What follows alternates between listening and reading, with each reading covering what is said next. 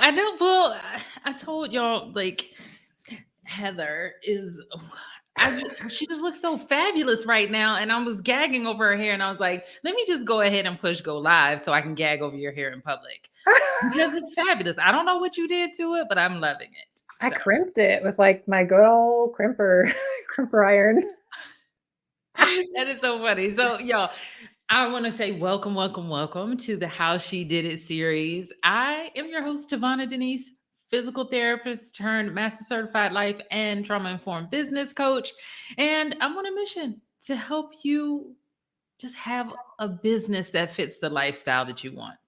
And so, this beautiful, beautiful young lady in front of me and a friend of mine, like, yes, it's a little nepotism going on. I'm asking all of my friends to come and tell you how they did all of the wonderful things that I know that they've done. So this is not like I know these people and I know what they've been through and I know what they've done. So it's my pleasure to introduce you to Heather. And I'm going to let you say your last name because I always it's like tomato tomato and I always say the wrong version of it. So please tell the people your how to pronounce your name. Tell us what you did in healthcare because I know you're going to forget that part. Yes. And then tell us what you do now. All right. Yes. My name is Heather Hommel, Yeah. but I mean, I go by whatever. I'll answer to most things. My life began after college. I graduated with a degree in social work, which I only did very, very briefly, but social work will always be near and dear to my heart. I actually worked in a hospital, I worked in a nursing home, and then I worked with parents who were separated from their children, like doing visitation. And then shortly after that, I became a massage therapist and was a massage therapist for years. Then I became trained as a myofascial release therapist and ran my own business as a myofascial release only therapist for over 10 years. And around the end of the journey with that business is when I met you. And now I am a life and business coach for myofascial release therapists. So that's me. I mean, and I love this, right? Because you and I, we can talk numbers on this too. I can. I pulled up my numbers so I can tell you whatever you want to hear. Okay, so take me through the transitions though, because you talked about a transition from social work to Mhm, massage therapist to myofascial release mhm, only therapist to then. And I mhm. think, and thank you for sharing the years, like 10 years of doing this. And because I think sometimes people are like, oh, she was a social worker and now she makes this. And I'm like, no, there were a few more steps in there. So Yeah. the first one of the things we were talking about last week in the How She Did It series is like the identity shifts and the Mhm. transitions that people go through. So can you, if you can go back into the recesses of your mind and talk a little bit about like what it was like to make that transition from social worker to massage therapist? Like what was going on in your mind? Mhm. Especially, I really especially want to hear the part about you spent this money and this time and effort and energy to get this degree and you were Mhm. working as a social worker and then like what made you say I'm just going to be a massage therapist and what was that like Yeah. that process? So it's interesting. So my husband was in the military. He was a reservist in the military, and he's also a doctor. We had moved from Washington State to Maine. We got married, like we graduated from college. The next week we moved to Maine. The next day he started his internship for medical, whatever, residency. And my plan the whole time was I was going to go to school there and get my master's degree in social work and be a social worker and live happily ever after. And I even got a job at the same hospital he was working at. And I was going to get to work in the NICU. I was like super pumped to do that. Like all I ever wanted to do, I could have been a social worker the rest of my life and been happy.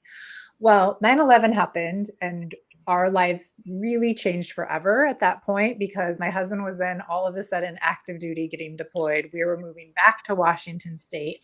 And when I let the hospital know that this was going to happen, like 6 months from then, they fired me. So I was just fired. And so then I had to find something else. And I was like pretty devastated that that happened. And I was like, okay, what am I going to do? one of my good friends, her husband was also in residency. She was a massage therapist, and I was like fascinated that she could make $50 an hour. Like fascinated by that. Well, So because how much were you making as a social worker? I don't even remember getting paid. Like it Oh, was come so on. low. It was so low. Like Okay. I was probably like $12 an hour. Who knows? This was like in 2001, right? It was Okay. a Okay. long time ago. So yeah, so I worked in a mall for a little while, like in between getting fired and then moving to Washington State for my husband to get deployed. And then while he was deployed, I was like, what can I do so this never happens to me again? Like that thought of like never being in control over my destiny and over like my employment. Like I never wanted to be in that position again. So that's really what motivated me to go to massage therapy school.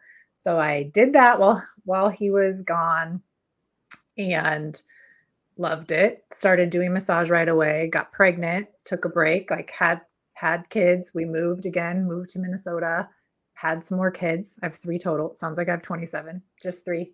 Um, and I loved doing massage. So I just started a massage business from scratch, and I loved having control of my schedule, and I loved like if my kids were sick, I could just be like, "Sorry, my kids are sick. I'm not working today." Okay, so you figured that out, and there was that moment where, like, I'm never gonna let this happen to me again. I want the control over my destiny. I'm gonna be Mhm. a massage therapist. So then you niche down even tighter Mhm. to myofascial release Mhm. only. Walk me through that mental process. That's also my husband's fault. So so while he was deployed, he was injured and he came home with a back injury, and we had gone through lots of surgeries that made him worse, and we were continuing to live our lives, but we were starting to really lose hope around him getting any better than he was. He was using a walker, a wheelchair, like laying flat. He finally got a job that he could do as a doctor, but it was from home, laying flat. Like we had all kinds of crazy contraptions so that he could be working because he was the breadwinner for our family. And I really needed a break from my life. Like, I would say my life was 10 out of 10 stressed at all times because I was always wondering how we were going to pay our mortgage and always wondering how we were going to make our car payment. Like none of our bills went away when he wasn't able to work. And like the Navy also like got rid of him because of his disability. So we went from like consistent income there to like you're out and hopefully you get some sort of, little bit of retirement money, which is like nothing. So that again made me think about how can I be more in control over my life and over, our experience of our lives, right? So, but before that, in the midst of my exhaustion and everything, raising 3 kids, when my daughter became one of my friends was like, let's go to Sedona. I've always wanted to go to this John Barnes myofascial release seminar. Like, go with me. Like, you need a break. And I was like, I'm going to go on vacation. Amazing. I wasn't even like thinking about what I was going to learn. I like didn't care. I just wanted to like have a break. So we go there. We're sitting in the audience. They turn the lights out. They play music, and John Barnes like gets onto the stage, and I'm like, who in the hell does this guy think he is? Like, what? Where am I? What? Does he know that you talk about him like that? Probably. I think I've told him. Okay. So, and then shortly after that, right? Like I just had to eat my words about like who does he think he is? Like, thank God he's who he is, because from that seminar, like all hope that my husband could get better was restored, like to me. Like I was just crying in the audience. I'm like, I'm gonna go home and I'm gonna treat my husband like in this new way with these new tools that I've learned. And I just know he can get better. Like I just know it.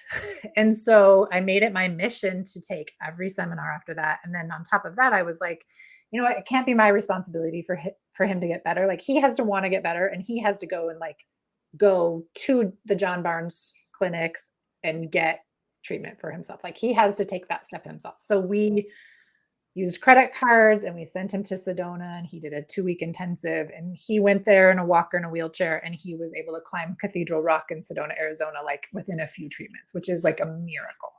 Wow. And he has never had to use the assistance of a walking device since then.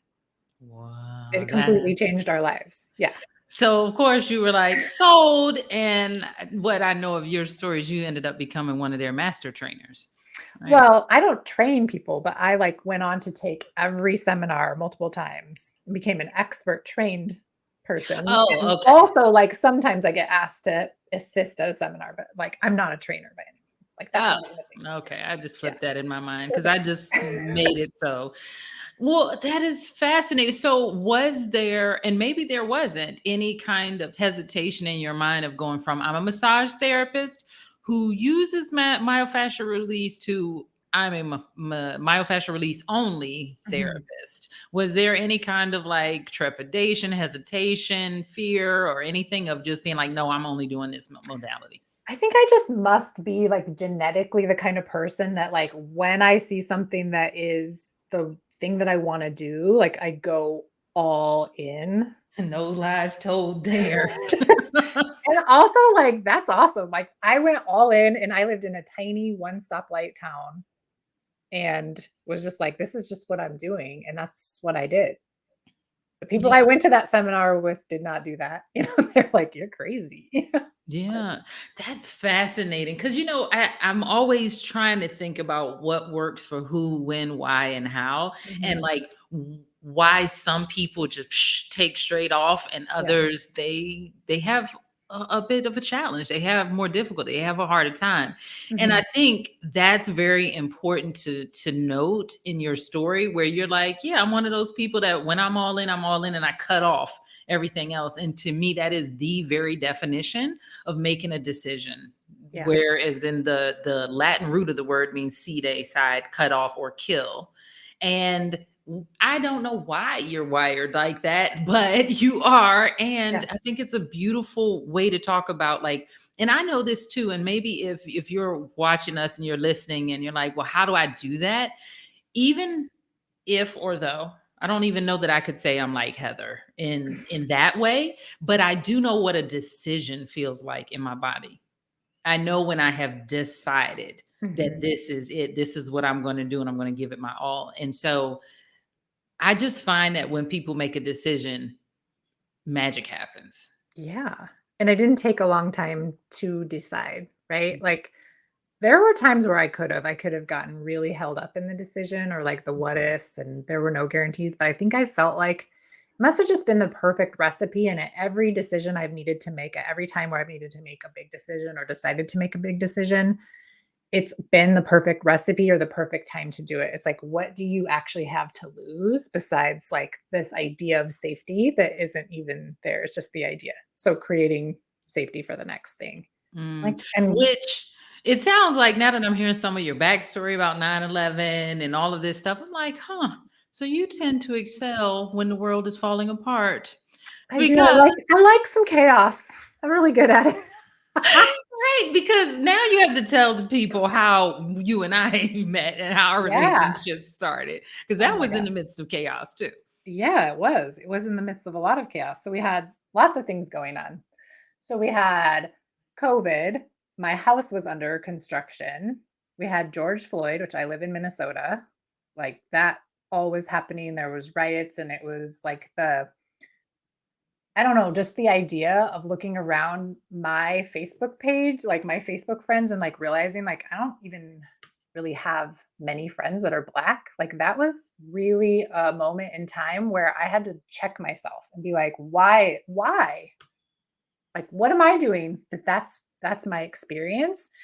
And so one of my coaches at the time, like my first experience with the coach was like in this big, like kind of rah-rah coaching container, and he was saying, he's like, for the people that are in this group, like if you don't have people that don't look like you on your friends list, like start to reach out, be uncomfortable, and like start to find some friends that don't look like you. And I took that advice to heart, and you were one of the people I reached out to. And I think you were like, what a freaking weirdo. Which I'm sure I was. Like, I still am weird. But you gave me the time of day and it changed my life. Yeah, I was like, I don't know what is happening. I Me don't neither. know. Me neither. Hi, I it's me. don't. I'm the problem. It's me. Hi. Yeah. I don't know what's happening, but here's one of the things that I will say about myself. I trust my instinct and I trust my gut. And you can be weird from afar, and let me just at least see, right? It was one of Mhm. those things. And so then you and I started working together because it was in the middle of the pandemic. You Mhm. like everybody knows massage therapy and myofascial release is very intimate, just as Yeah. all of our jobs are in healthcare. Yep. And you had some decisions to make during that time. And so, can you tell us, like, what was going on in your mind? Yes. First a minute, I want to back up for just a second because like even telling like that, I don't know if I told you that part of like why I reached out to you for a long time because I had a lot of shame around it. I don't even know if I ever said that. I just wanted to say like I just appreciate that you talked to me then. Okay? So I just want to get that out. Okay. Yeah, well, Secondly, let me tell you why, one of the reasons why, and I think this is one of the things, like, if y'all don't hear anything else that I ever say in life, hear me when I say this. I love people. I'm about to get emotional. What the hell? mm, me too. And I love you. I love people, and it was a very challenging time for all of us, Yeah. me as well, but I'm like, I've never met a stranger. I've met Mm, some strange people. I've never met a stranger, and I was just like, okay, somebody wants to reach out, and so we started a conversation, and mhm, that's how I approach all of my business, all of my relationships, online, offline, in general. And mhm. so many good things have happened because of it, y'all. So many good things. Yeah. So Yeah. many. So, Yeah, in and there were, like, people that I reached out that I didn't have any conversation with, right? Like, I, like, also see, like, I probably was, like there's no I mean, I've grown a lot since then, but, like, the part where you saw me as just someone that you could have a conversation with, like, we both saw each other in that way, and we, like, continued to have conversations. I didn't even know you were a coach. I didn't even know what coaching really was, even though I was in this other coaching it's not the same. Mhm. Yeah. So Yeah, totally. And so when we talked, when we eventually, like, I don't even know how it came together, but we were talking about work. I think I signed up for a consult with you. Yeah, yeah. Yeah. I don't know what was happening in the conversation, but you signed up. You Yeah, I was like, you "Okay." decided to work together. There's a whole podcast episode where you tell what that was like, and that's not the purpose of this conversation. But I think one of the things that is helpful to highlight in the context of this series is you made a decision Yeah. during that time, which was Yes. Okay, so I was really struggling with, like, my business legally having to, like, open and close according to, like, whatever the COVID numbers were at the time, and I personally didn't wanna get COVID. I didn't and I also didn't wanna deal with some of just all of it. I didn't wanna have to deal with any of it really. Um, so the decision was like, are you gonna decide to be open and close as the thermometer goes up and down, or are you gonna do something else? And at that point, I think you had asked me, like, if you could make any amount of money in your business, what would it be? And I said, with a bright red face, like $100,000 would be like incredible and also seemed completely not attainable. Right. And that's the face you made. And I was like, oh, maybe she thinks I could do it. Right. Like, so it made me like kind of pull up and pay attention to other possibilities. Like no matter what, like I could keep my business open and I could make $100,000, or I could close it and I could do something different. So that's what you helped me to do. yeah. And one of those deciding points, you went all in on, like, I'm going to help other people and other MFR, myofascial release practitioners, Mhm. grow their businesses. Was there any, like, what was your internal state around making that decision? Well, it was really scary because my identity was everybody knows me as a myofascial release therapist, and people are going to laugh at me. Like, nope, people are going to be like, who the hell is she? Because I decided I'm going to help other MFR therapists to create businesses where they make a lot of money. Because everywhere I looked, no one was making money. Right? It was a big struggle. Some people couldn't even qualify for the loans that everybody should have been able to qualify for during that time, or didn't know it was available to them. And I was like, I keep putting myself in these rooms where I like know this information and like someone needs to tell all these people. and help them out. So, yeah, so I decided, well, first of like, if we back up just one step, like I hired you to coach me for that decision and for other things. Like I wanted to feel better in every aspect of my life. I was kind of really just feeling plain. I don't know. Like everything was just like kind of dull. And the other thing was, oh, I lost my train of thought there. You should tell somebody should tell all these people. And then you said we should back up a second. Yeah. I can't remember why we needed to back up. That's okay. But oh, I know what it was. You told me go and listen to the Life Coach School podcast.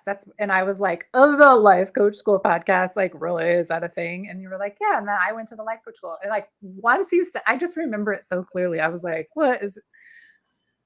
I still think that's such a funny name. And I ended up like going and listening to that podcast. And I think within maybe even between like the Tuesday where we normally met and the next Tuesday, I had signed up to be certified. And it was like a $20,000 decision.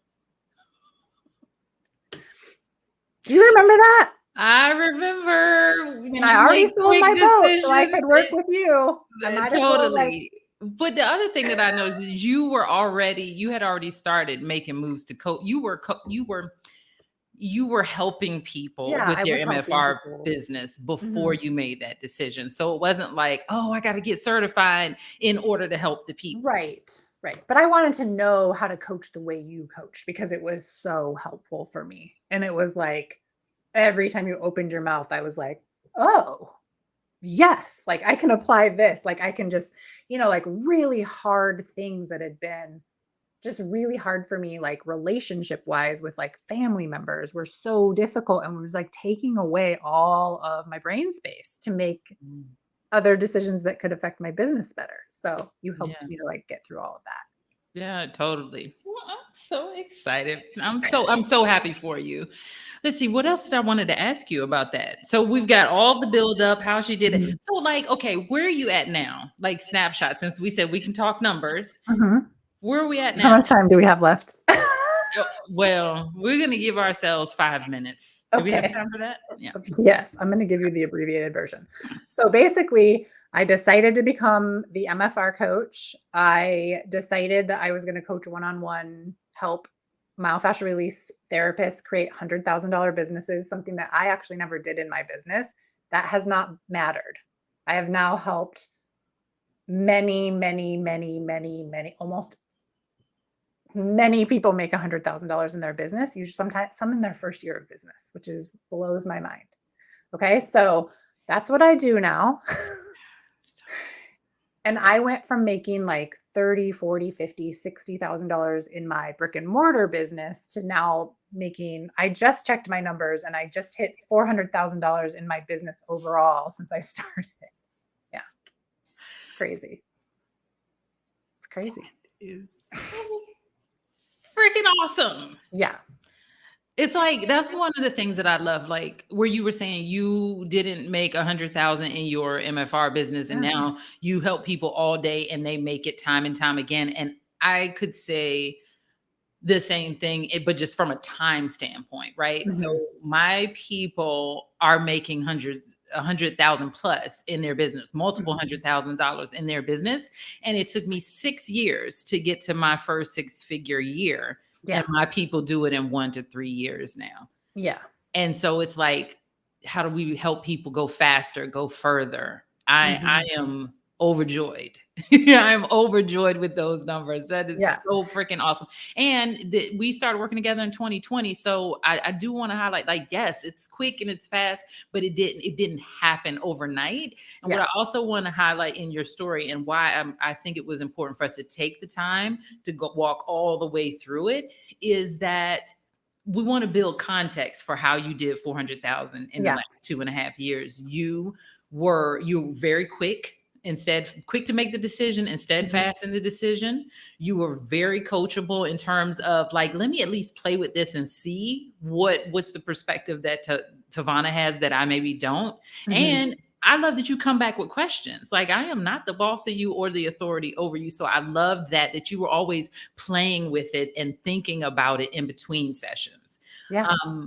you had, like you had said, you had a lot of confidence between all of the trainings that you had taken in the Mhm. MFR world. You were already immersed in that world. Yeah. And you had a big belief. Like, one of the things that I heard you say, I don't know if you really, if you highlight that in your mind, but it was like, somebody needs to tell all these people. That's really what it like, and they still like, not everybody knows, right? It's just like everybody needs to know what's possible for them.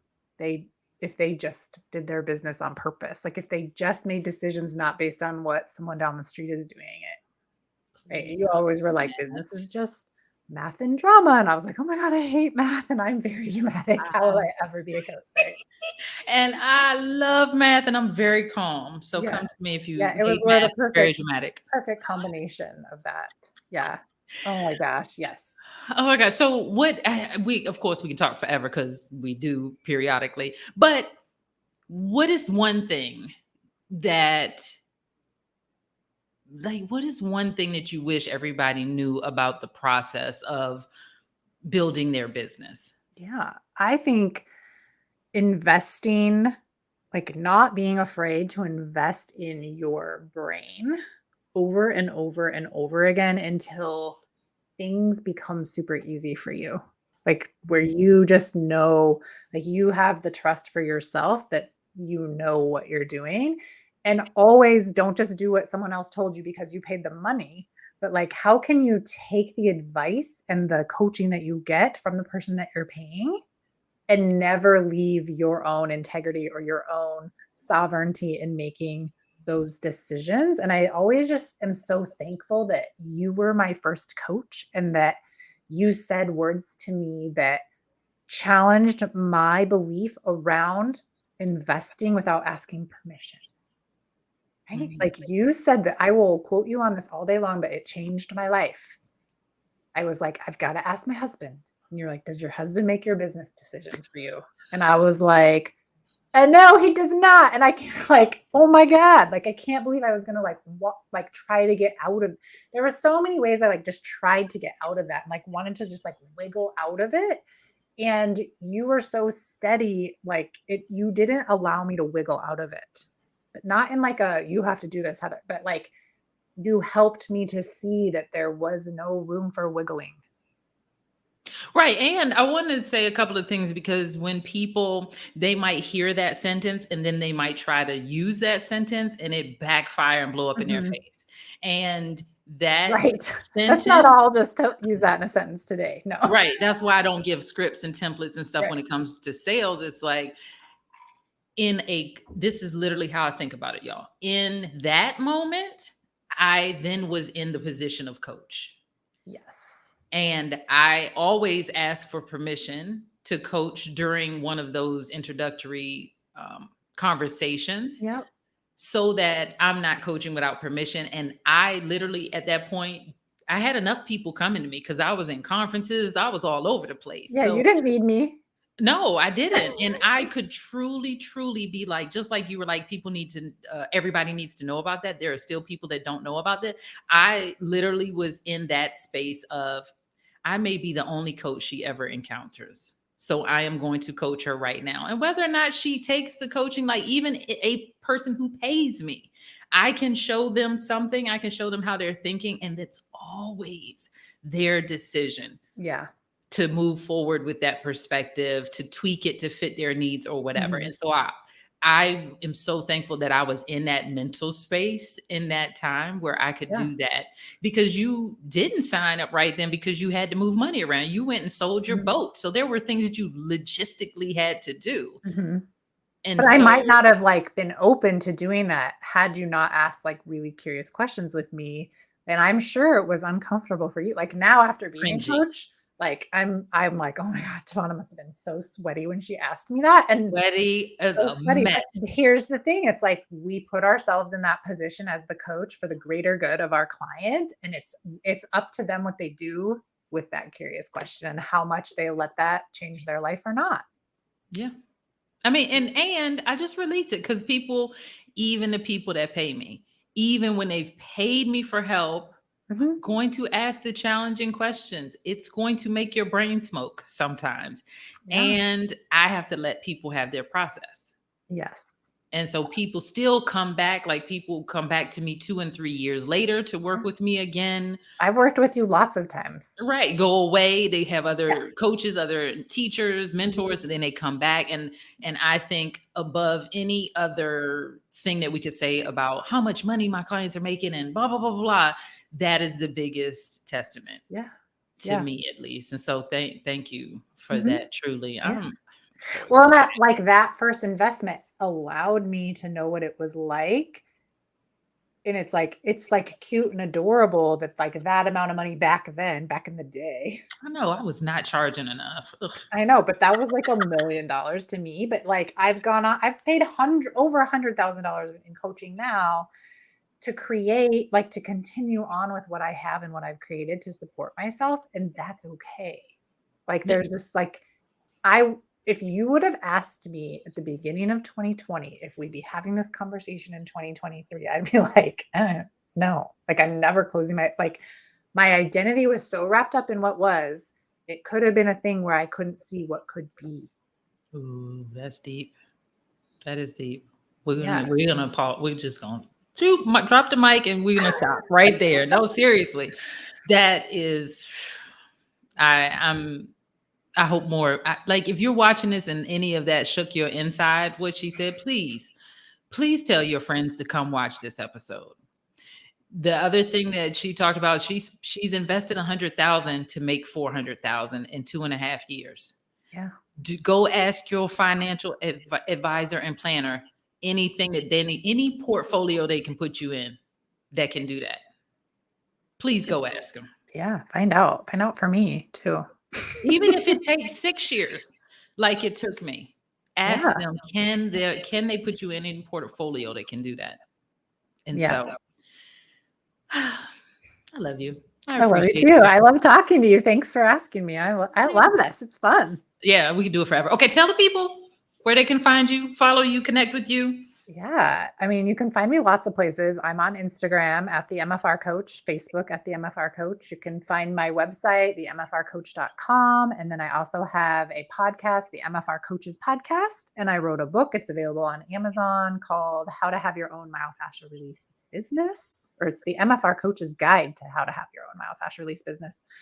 So those are all the places, and I am running a Raise Your Rate boot camp at the beginning of next month. So you can find a link in my bio on Instagram and sign up for that. Come on and spend 5 days with me, raising your rates. All right, then. All right, friends. I will see you next week, this same time zones. Anyway, I think it's the same time next week. Y'all have a marvelous week, and I will see you in the group in the meantime. Bye. Bye. Thank you.